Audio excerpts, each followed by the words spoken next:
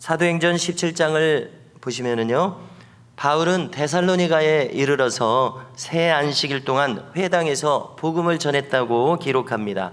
그때 경건한 헬라인들과 다수의 귀부인들이 바울과 실라를 따르게 되었습니다.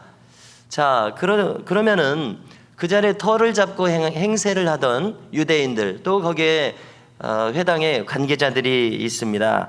그 사람들이 시기해서 당국에 고발했습니다. 그래서 야손이라는 사람, 영어로 보면은 제이슨이라고 이제 하게 되는데요. 야손이라는 사람을 고발해서 읍장들에게 고발해서 큰 소동이 일어났었습니다. 할 수 없이 바울과 실라는 야밤에 형제들이 나가게 해서 이 데살로니가 성을 빠져나와서 베레아로 떠나야 했습니다. 베레아 사람들은 더 신사적이어서 복음을 잘 받아들였다, 이렇게 기록된 것을 우리가 또 읽을 수가 있죠. 자, 오늘 이 2장 전체를 볼 때에요, 바울 일행이 왜 자기들이 갑자기 데살로니가를 떠나야 했는지 그 사유를 남아있는 신자들에게 해명하는 내용으로 보입니다. 아마 그들이 바울과 실라 일행들이 있었을 때처럼 그곳에 있는 유대인 신자들, 바울과 신라를 따랐었다고 하지 않았습니까? 따르지 못하도록 그 자리에 없는 바울 일행을 대적자들이 비난한 것 같습니다. 저 사람들은 가짜다, 이렇게 비난한 것 같습니다. 그러니까 도망갔다. 그래서 갑자기 도주한 이 비겁자이며 거짓 선생이다, 공격한 것으로 보입니다. 그래서 이 바울은 경건한 신자들이 자기들은 그 자리에 없으니까 계속해서 이제 공격하면은 정말 그렇게 나쁜 사람으로 생각할 것 아닙니까? 그러니까 자기들을 오해하지 않도록 사실을 밝히고 그때 행했던 것을 상기시킬 필요성을 느꼈을 것 같습니다. 그런데 이 내용을 보면은요, 바울이 얼마나 하나님의 종으로서 진실되게 행했는지를 우리가 알 수가 있습니다. 2절에서 보니까 바울은 빌립보에서부터 고난과 능욕을 당하면서까지 복음을 전했노라고 말합니다. 우리가 바울이 예수님을 만난 다음에 바로 복음을 전했습니다마는 그때부터 본격적으로 선교를 했던 것은 아닙니다. 바로 아라비아 광야로 갔었습니다. 학자들은 어쩌면 시내산으로 갔을 것이다. 그래서 3년 동안 아라비아 광야에서 그는 복음을 숙고했습니다. 그는 성경학자였습니다. 그렇기 때문에 복음을 깊이 숙고하는 것이 그의 서신서 곳곳에, 사역의 곳곳에 나온 것을 알 수가 있습니다. 그래서 그는 그래서 이제 많은 시간, 10여 년의 시간이 지나서 빌립보에서부터 쭉 이제 선교를 할 때에 바울은 흔들림 없이 행하는 것을 우리가 엿볼 수가 있습니다. 어떤 고난과 박해가 닥쳐도 그것을 다 감내하는 것을 엿볼 수가 있습니다. 복음을 전해서 사람들이 복음을 받아들여서 거듭나는 것을 보는 그 기쁨을 어찌 마다하겠습니까? 사역자의 기쁨은 거기에 있습니다. 사람들이 변화되는 모습, 그 눈빛을 통해서 복음을 이렇게 스폰지처럼 흡수하는 그 모습을 볼 때 사역자는 무한한 기쁨을 느끼고 하나님과 동행하는 기쁨을 느끼게 될 수밖에 없죠. 그리고 그 박해와 모든 고난을 감내할 수 있는 그런 능력을 하나님이 주시는 것을 알 수 있습니다. 바울은 지금 그렇게 행하고 있습니다. 2절에서 보니까요, 그것은 선한 싸움이었다고 말합니다. 하나님의 또 공급하시는 힘이 없으면 감당할 수 없는 싸움이었다고 말합니다. 이렇게 하나님의 참된 종의 특징은 하나님이 그렇게 훈련시키셨기 때문에 그렇게 됐겠죠. 어떤 환난도 감당하는 사람이 된다는 것입니다. 자, 그것은 원리는 무엇입니까? 생명을 나에게 주신 분에 대한 생명으로서의 응답이기 때문에 그렇습니다. 또 3절 이하를 보면은요, 한마디로 바울이 데살로니가에서 복음을 전한 것은 간사한 마음으로 하지 않았다, 부정한 마음으로 하지 않았다, 속임수로 하지 않았다, 아첨하는 말 하지 않았다, 탐심의 탈을 쓰고서 두 얼굴로 행하지 않았다, 이렇게 밝히 말하고 있습니다. 대적자들의 모함을 의식했기 때문에 지금 이렇게까지 이야기를 하는 것입니다. 바울은 진실되지 않다, 야밤에 도주한 것이 그 때문이다, 여기에 대해서 반박을 하는 것입니다. 한마디로 바울은 사람의 영광을 구하지 않았다고 말합니다. 그래서 바울은 더 자세히 말하기를 7절 이하를 보면은 자기는 사도의 권위를 내세우지 않았습니다.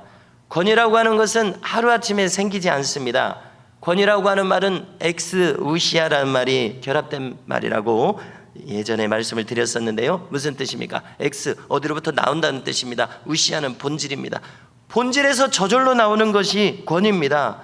권위라고 하는 것은 그러므로 흉내낼 수 있는 것이 아닙니다. 그 사람의 본질이 하나님과 연결되어 있기 때문에 나오는 것인데요, 그럼에도 불구하고 이 권위를 앞세우지 않았습니다. 막 권위로 행하지 않았습니다. 그는 주장하는 자세로 언행을 보이지 않고 유순한 유모처럼 했습니다. 예수님께서 그렇게 하셨습니다. 하나님이시지만 인간의 몸을 입고 오셨습니다. 당시 사람들과는 달리, 제자들과는 달리 어린아이라도 그 어린아이의 마음을 헤아리고 받아들이고 함께 소통할 수 있는 그런 분이 예수님이셨습니다. 예수님은 예수님에게 맞추라고 하지 않고 아직 연약한 자들의 그런 마음에 맞추셨습니다. 여기 바울도 그렇게 했다는 이야기입니다. 유순한 유모처럼 친절하게 했다는 것입니다. 그리고 또 복음을 줄 뿐만 아니라 목숨까지도 줄 마음으로 행했다. 그렇게 여러분들을 사랑했다. 이렇게 말하고 있습니다. 그래서 이제 더 구체적으로 한편으로는요, 자비량으로 밤낮 일하면서 복음을 전했다고 합니다. 그렇습니다. 개척하는 상황이죠. 그런 상황에서 교회에서 그의 생활을 책임져 줄 수 있는 그런 상황이 아닌 것입니다. 그렇기 때문에 텐트 메이커라고 하죠. 장막을 깁는 일을 하면서 밤낮으로 일을 하면서 이 복음의 일을 감당했습니다. 거기 유대인의 회당이 자기의 이렇게 터전도 아니죠. 그렇기 때문에 이런 생활에 도움을 입을 수 있는 그런 상황이 아니었습니다.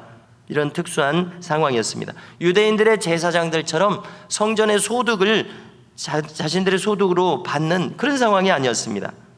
이처럼 바울은 그들 가운데서 흠없이 행하였노라 상기시킵니다. 여러분들과 하나님이 나의 증인이다, 이렇게까지 강조합니다.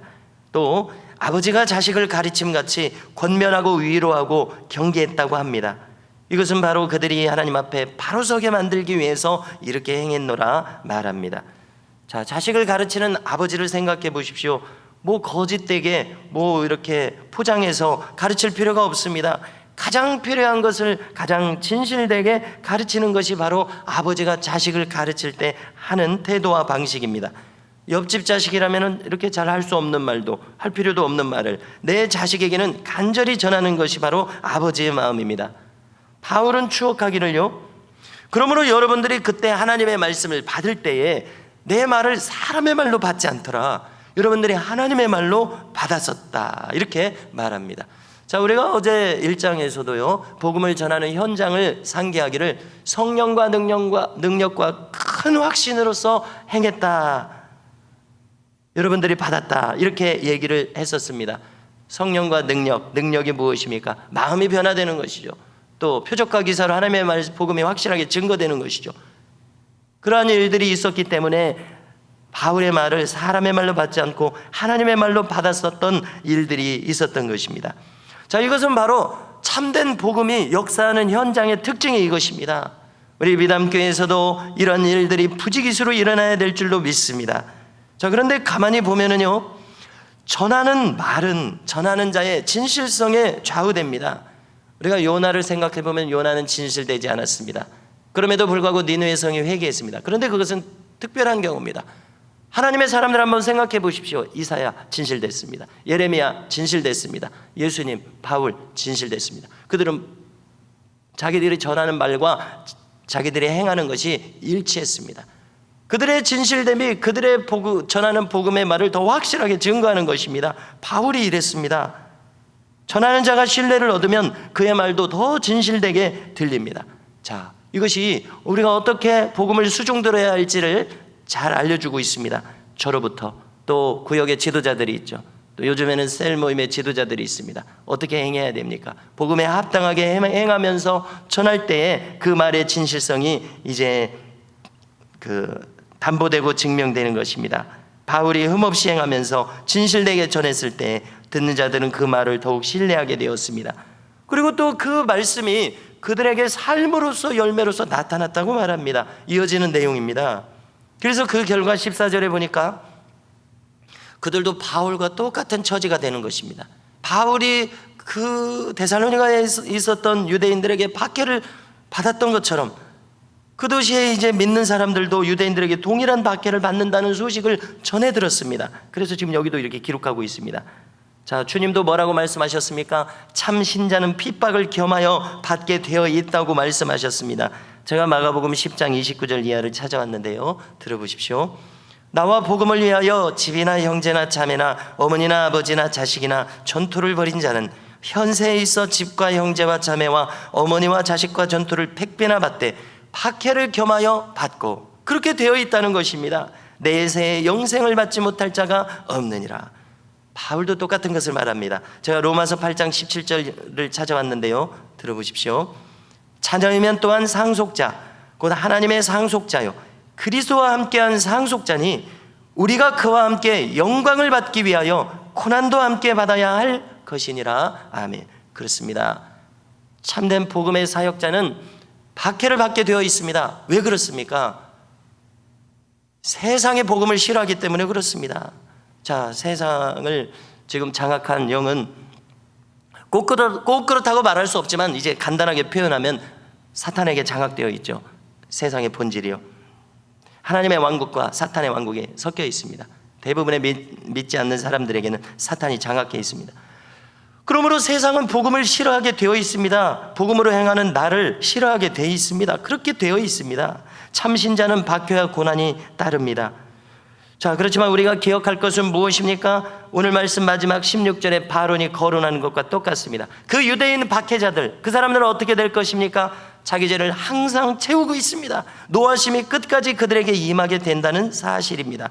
우리가 기억할 것은요, 하나님을 대적하는 사람들은 반드시 심판과 보응을 받는다는 사실입니다. 사도행전에서 헤롯 안디바가 자신이 받는 영광을 하나님께 돌리지 않자 어떻게 죽었다고 했죠? 충이 먹어 죽었다고 그랬습니다. 제가 일전에 가이사랴 유세비우스가 주후 300년대에 초대교회 교회사를 적었습니다. 충이 먹어 죽은 것을 어떻게 이제 전설로 전해지는 것이죠. 어떻게 우리에게 전해주고 있냐면은 창자가 썩어서 죽었다고 풀어서 알려주고 있더라고요. 지금 우리가 성경을 읽으면 그 자리에서 죽은 것처럼 이렇게 느낌을 받는데요, 창자가 썩어서 죽었다 이렇게 알려주고 있습니다. 하나님을 대적하는 사람은 현세에서도 이렇게 심판을 받습니다. 사울왕도 보응을 받아서 자멸했습니다. 엘리 제사장의 아들 홈리와 비느하스도 그렇게 거짓되게 행하다가 전쟁에서 심판받아 자멸했습니다. 이처럼 현세의 심판을 받는데 현세에서 받지 않아도 백보자 심판 때에서 분명히 심판을 받습니다. 이것이 하나님 정하신 길입니다. 성도 여러분, 그러므로 오늘 바울을 보십시오. 그는 사람을 의식하지 않고 오직 하나님만 의식하고 행했다고 말합니다. 이것이 그로 진실되게 행하는 원동력이 되었습니다. 그래서 그는 스스로 오늘 말씀한 것처럼 간사함이나 부정한 마음, 속임수나 아첨하는 말, 탐심의 두 얼굴을 쓰고 행하지 아니하였노라. 너희들과 하나님이 증인이시라 이렇게 말했습니다. 그러므로 성도 여러분, 우리도 이처럼 눈속임이 아니라, 눈속임이 가능하지가 않죠. 하나님 앞에서 진실되게 행할 수 있는 복음의 능력이 우리 모두에게 임하시기를 주님의 이름으로 축원합니다.